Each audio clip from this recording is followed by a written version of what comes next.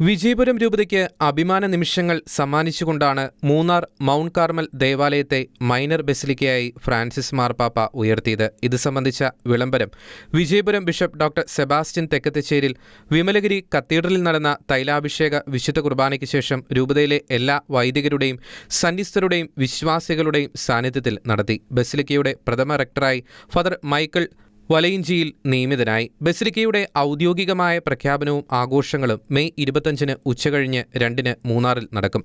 Munnar mount Carmel ദേവാലയം ഹൈറേഞ്ചിലെ ആദ്യത്തെയും കേരളത്തിലെ 12ാമത്തെയും ബസിലിക്കയാണ്. ഈ ദേവാലയത്തിന്റെ ചരിത്രം ആരംഭിക്കുന്നത് 1898 Spanish missionary father Alphonse Maria OCD വരാപ്പുഴയിൽ നിന്ന് കാൽനടയായി എത്തി ഒരു താൽക്കാലിക ഷെഡ് നിർമ്മിച്ചതോടെയാണ്. 1909 ചെറിയ പള്ളി നിർമ്മിച്ചു. 1938 ഏപ്രിൽ 17 ഇന്നത്തെ ദേവാലയം ആശീർവദിച്ചു.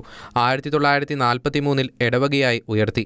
ഹൈറേഞ്ചിലെ ആദ്യ കത്തോലിക്ക ദേവാലയത്തിന്റെ 125ാമത് വാർഷിക ആഘോഷങ്ങളുടെ സ്മാരകമായും മിഷണറിമാർ മൂന്നാർ കേന്ദ്രമാക്കി നടത്തിയ സേവനത്തിനുള്ള അംഗീകാരവുമായാണ് ഫ്രാൻസിസ് മാർപ്പാപ്പ ബസിലിക്ക പദവി നൽകിയിരിക്കുന്നത്.